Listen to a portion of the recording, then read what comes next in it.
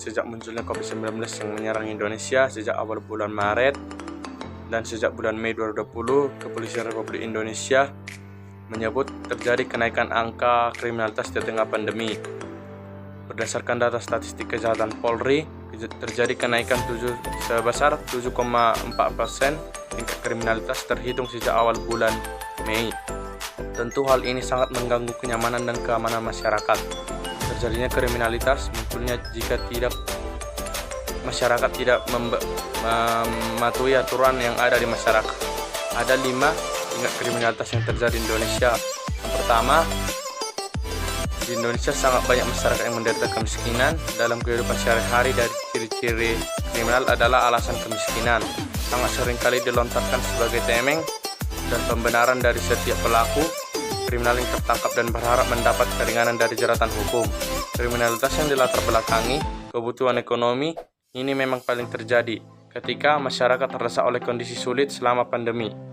Dan yang kedua itu nafsu yang tidak terkendali.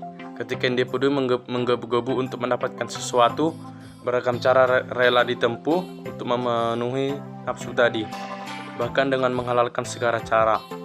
Misalnya saja suatu individu melakukan pencurian untuk memenuhi atau karena nafsunya. Pola kejahatan selama masa pandemi, terlebih di beberapa daerah yang melaksanakan PSBB. Pencurian terjadi di toko, kelontong hingga swalayan. Dan yang ketiga, rasa benci yang pasti ada di setiap diri sendiri. Tindakan kriminal atau menyimpang yang dilakukan terpancing karena rasa benci di dalam hati seseorang atau kelompok pada seseorang, kelompok atau komunitas yang lain. Hal ini secara nyata telah banyak terjadi di dalam kehidupan masyarakat. Dan yang keempat itu, suasana atau lingkungan yang bersifat individualis. Seringkali individu yang dari lingkungan individualis akan selalu terjun bebas menjadi seorang kriminal. Oleh karena itu, lingkungan tadi mengarahkannya untuk egois dan menomorsatukan dirinya dengan lingkungan sekitar. Terakhir, sistem yang tidak adil. Kita tahu negara Indonesia adalah negara hukum yang terakomodasi pada Undang-Undang RI tahun 1945 pasal 1 ayat 3. Tujuan hukum sendiri adalah memberi kepastian, kemanfaatan, dan keadilan. Secara naluri manusia adalah percemburu, terutama dalam hal kekayaan dan kekuasaan. Oleh sebab itu, kesenjangan yang lahir diikuti aksi-aksi kriminal untuk menyetarakan atau mengimbanginya. Dan yang berikutnya, penyebab maraknya kriminalitas di Indonesia. Yang pertama, terjadinya urbanisasi serta industrialisasi, di mana keadaan yang diakibatkan dari urbanisasi dan industrialisasi suatu negara, misal negara berkembang seperti Indonesia sendiri, pasti berada dalam posisi dilema perpindahan. Terlebih warga Indonesia yang asalnya dari pelosok desa yang sulit mencari kerja akan pindah ke kota untuk mencari pekerjaan. Tentu ini akan mengakibatkan ledakan penduduk yang nantinya menjadi penyebab naiknya tingkat kriminalitas. Pada kondisi saat ini, banyak dari pekerja rantau mengalami PHK. Namun, ketika mereka ingin kembali ke daerah asal, mereka harus memikirkan dengan aturan pemerintah terkait pelarangan bepergian keluar kota. Dan yang kedua, masalah terhadap kondisi-kondisi sosial. Beragam kondisi sosial sebagai penyebab kriminalitas yang dapat merugikan kehidupan manusia. Misalnya saja beragam jenis pengangguran, kemiskinan yang makin menjamur, terlebih kondisi lingkungan yang mendukung individu melakukan kejahatan.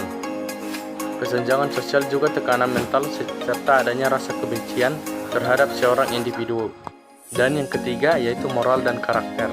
Ini kunci dari individu atau kelompok melakukan kriminalitas adalah karena moralitas.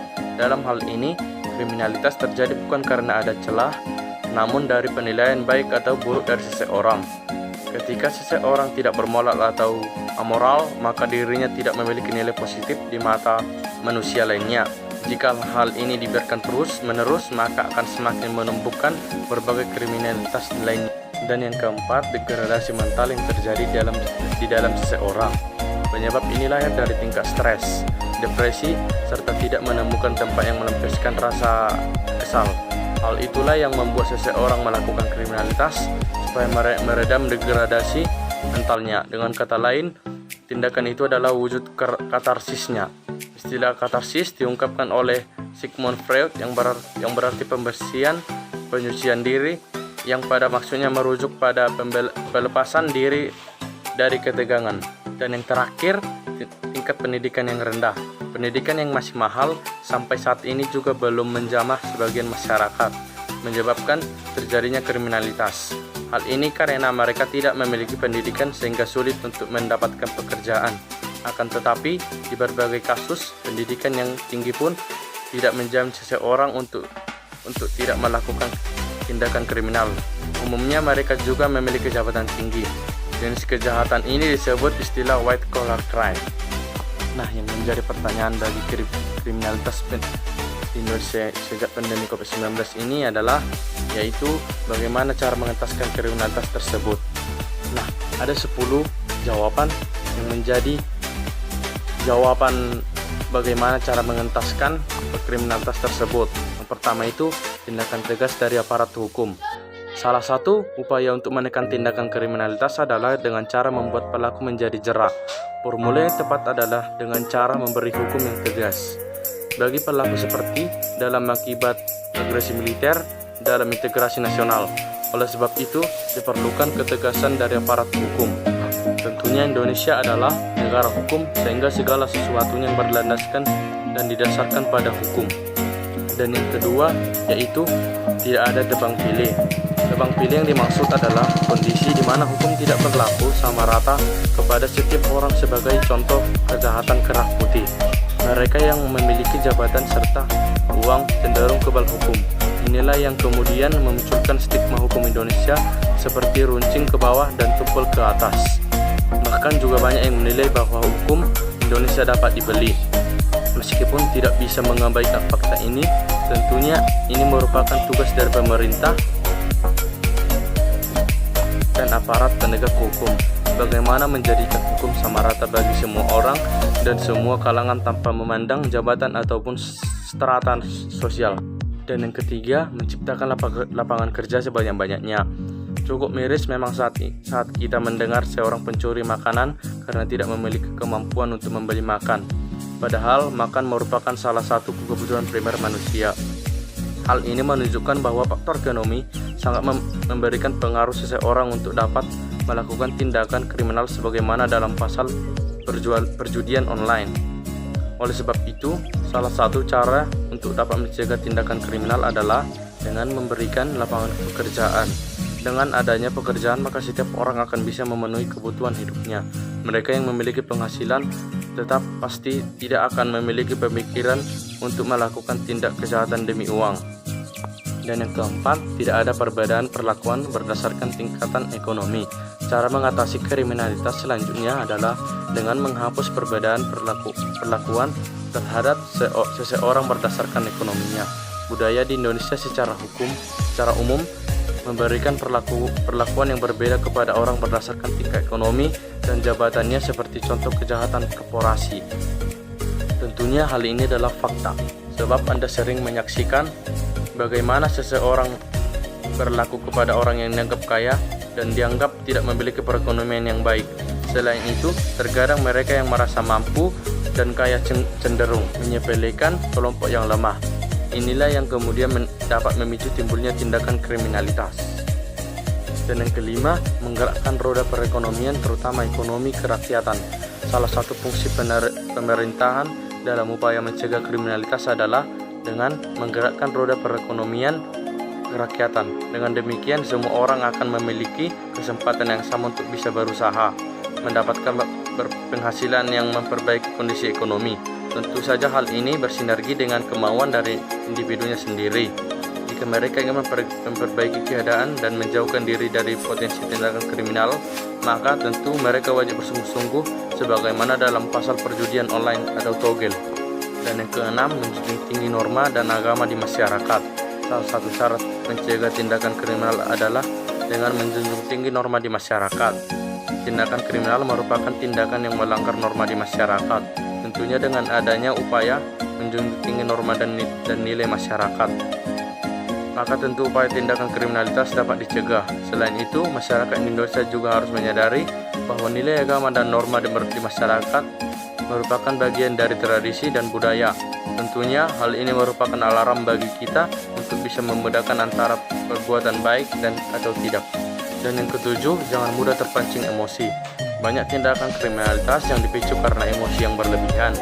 Oleh sebab itu, salah satu cara mencegah kriminalitas adalah dengan cara jangan mudah terpancing emosi atau kemarahan. Sebab emosi dan marah dapat membuat orang menjadi gelap dan gelap mata.